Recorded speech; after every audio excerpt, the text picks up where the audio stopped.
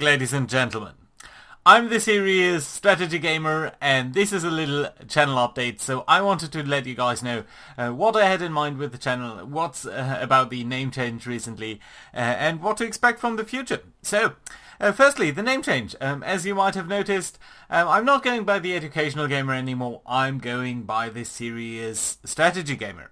And that, I think, I have to make a big shout out to the community and you guys, because it was really during the last game that I was playing during Strategic Command that I really realized what I had in mind, you know, what really speaks to me and what I like to enjoy in a game. So and that is honestly and truly it's strategy games, and that is what I want to play, that is what I have fun talking about, and that is what I have fun engaging with you as the community about, and that is really where we want to be going. So a big shout out to especially Thorin and EW Books, who were really commenting quite nicely on the Strategic Command series, where we played as the Allies and had that big battle down with the X's trying to overrun us and us holding out by any threat. So that was really nice.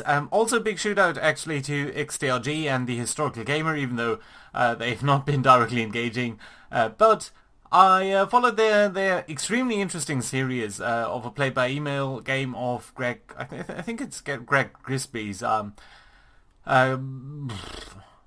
It's not War in the East, it's the game War in the Pacific, I believe. Admiral's Edition, so a big game between the Allies and the Axis over there, and that was really interesting to follow. So that is why I think strategy games are what we have in mind over here and what I want this channel to be about.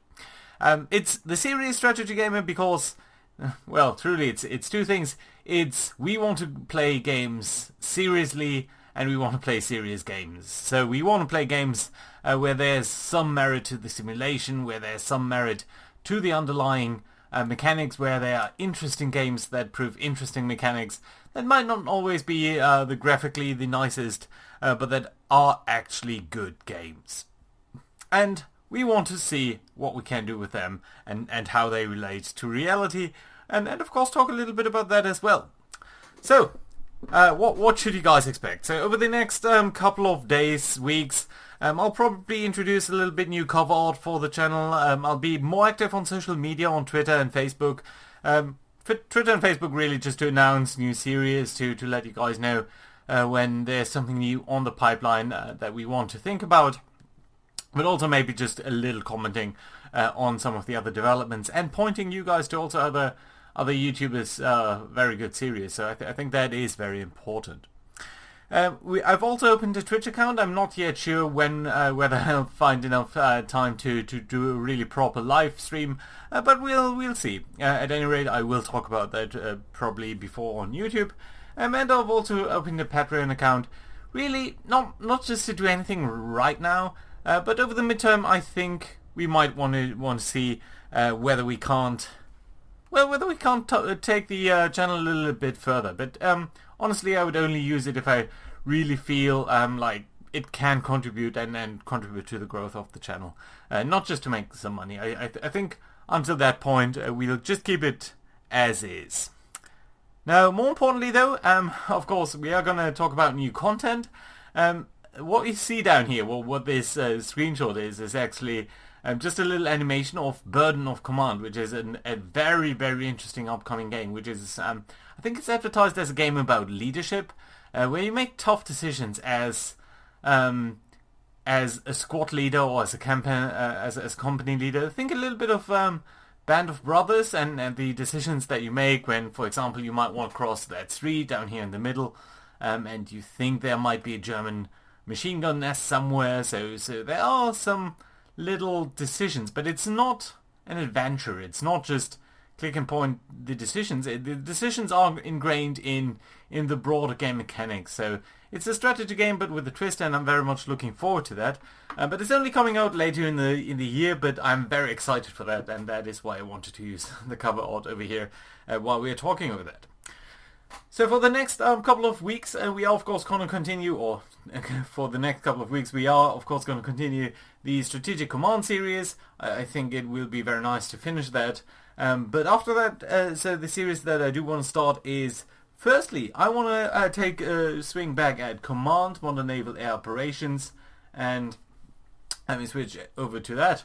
And in particular, the Brexit scenario. So there's a scenario, a live scenario called You Brexit, We Fix It, I think, where there is a simulated attack by Russia on the Baltic countries.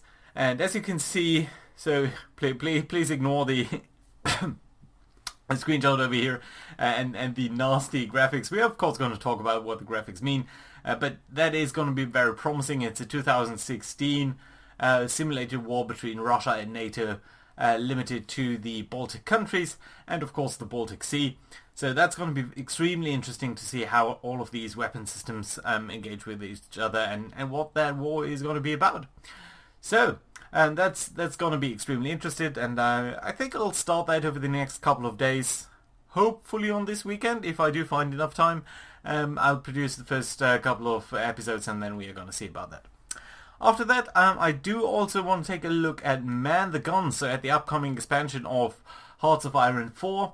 And I think over here, last time in Strategic Command we played the Allies. I think it would but now be a nice time to play the Axis, and maybe play the Axis as Japan, because I think a lot of the new features of the upcoming expansion are going to be very interesting in that regard. So Japan, of course, was very much stripped for oil during World War II. That was one of the main reasons it even got involved with the US oil embargo. So I think firstly that mechanic is going to be extremely interesting, and also the mechanic all about the naval warfare will of course be more relevant in the Pacific, and to the extent that you can build specialized ships, and I'm very, very interested to see that. So over here I grabbed that from one of the developer diaries, and you can see sort of the ship designer has gotten this big overhaul where you can have sort of this modular ship. Well, it's not really a modular ship. It's you have a fleet destroyer over here, which does have certain modules. Can you call them modules? Well, certain equipment types that are attached or built onto the ship. I think in this example it's quite heavy on anti-air.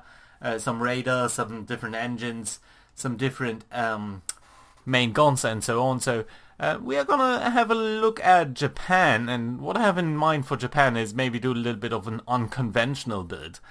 So maybe do a build where a lot of the firepower that we are going to project is maybe even ingrained in a huge torpedo boat swarm. So maybe a destroyer boat swarm or something like that, where we'll focus very heavily probably on torpedoes, and we are going to see whether that will be working. So either it's going to be destroyers, maybe even submarines, maybe a mix of these two, but we're going to make good use of the long lance torpedo that was developed in World War II by the Japanese. It was oxygen type of torpedo, so a torpedo with a very high range, very devastating blow, and that should be ingrained, I think, in the new system, and it's going to be very interesting to see the fuel mechanics and the general war to be compared.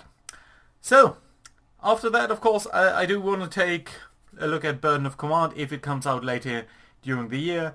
We might even take a look at some other strategy games, maybe even Civilization at some point, although I think it's... Right now I don't really feel like Civilization. It's a little bit too easy in game. I'm much more interested to explore some of the Greg Grisby stuff. So yeah, that's pretty much it for the foreseeable future. It's a bit longer video probably for just a channel update, but I did want to talk about this briefly because I really find you guys have helped me out to discover what I want the channel to be about, and I'm very grateful for that, and I wanted to let you guys know. So thank you very much. I see you guys around. Bye bye.